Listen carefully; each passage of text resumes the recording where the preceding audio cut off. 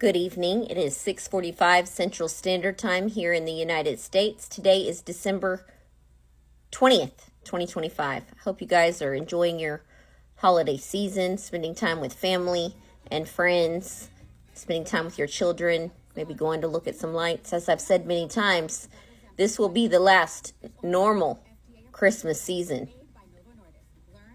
that any of us will most likely ever have. So please enjoy it.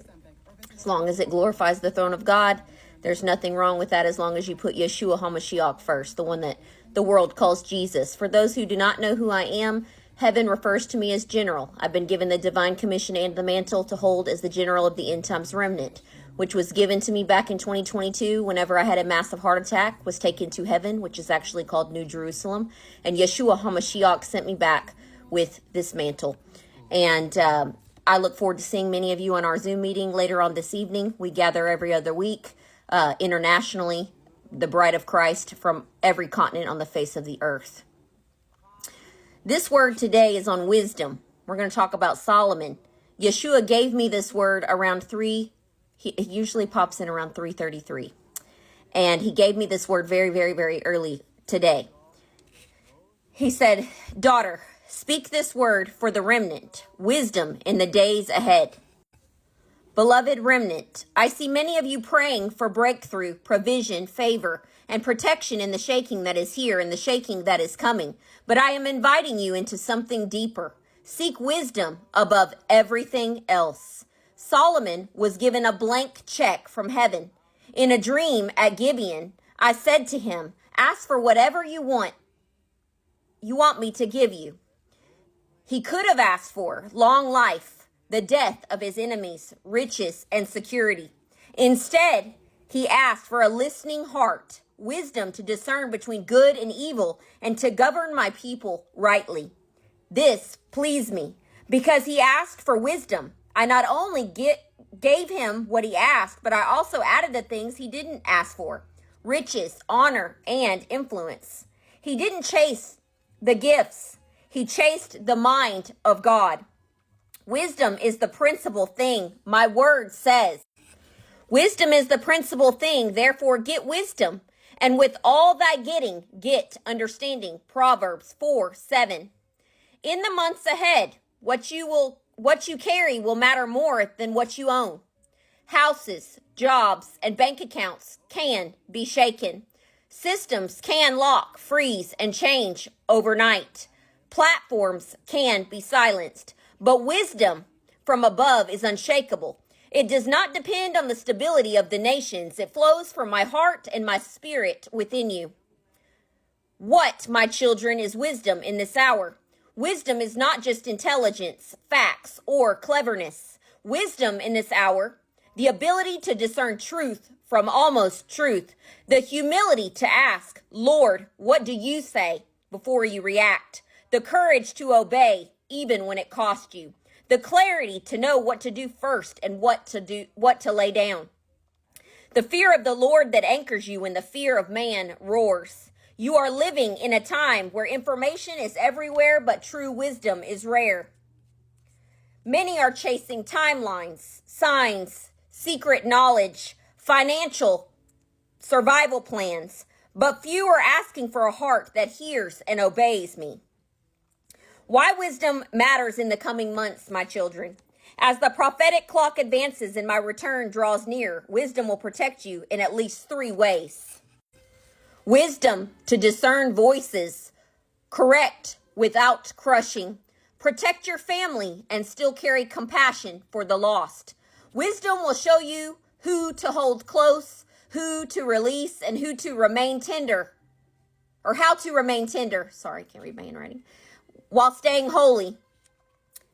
This is heaven's open invitation. I am not stingy with wisdom.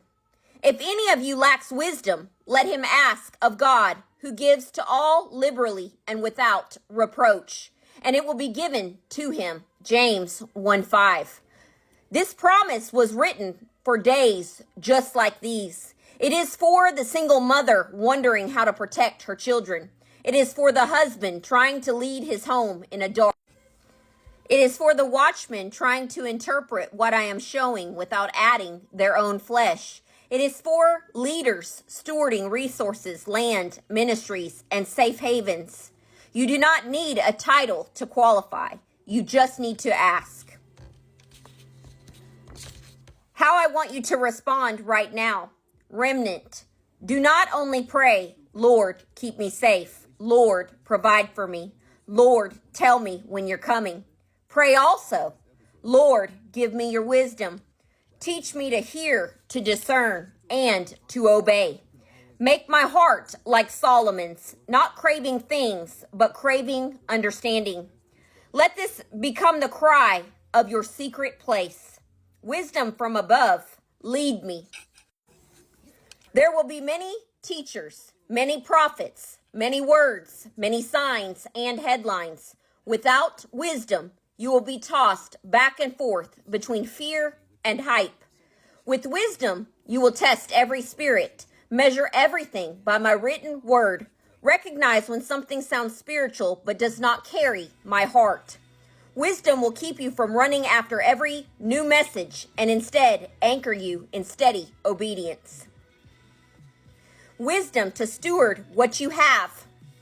In the shaking of economies and systems, some will hoard, some will panic, and some will compromise. My word warns that in the last days, many have hoarded wealth while neglecting righteousness and justice.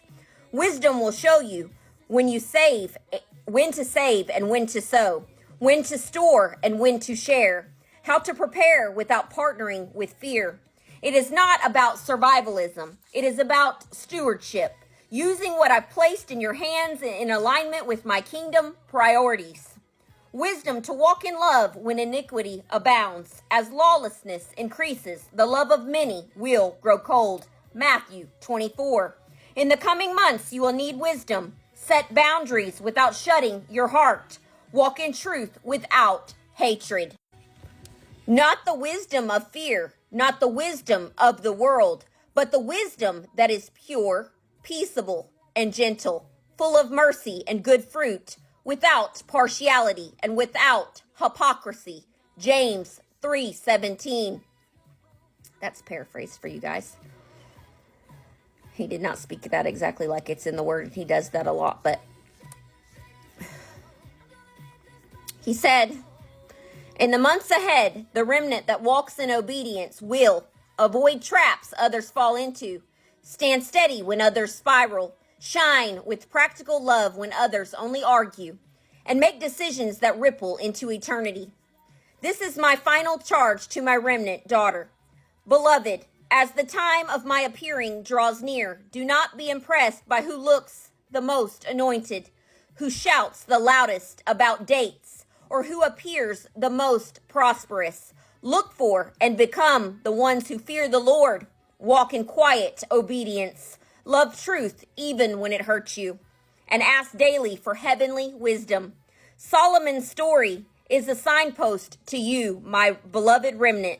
When you seek wisdom first, I can trust you with more. When you seek things first, you lose what matters most. Choose as Solomon chose at Gibeon.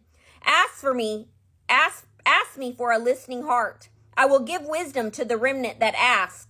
And through that wisdom, I will position you, protect you, and prepare you for my soon return. Yeshua HaMashiach, King of Kings and Lord of Lords.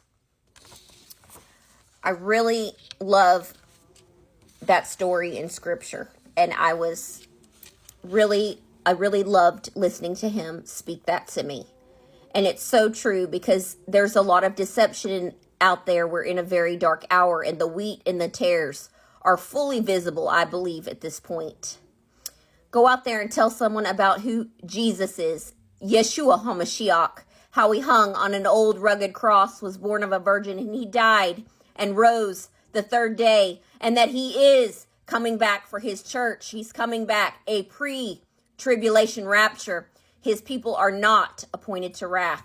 God bless every single one of you, and I look forward to seeing all of you that will be on our international Zoom meeting tonight. Glory.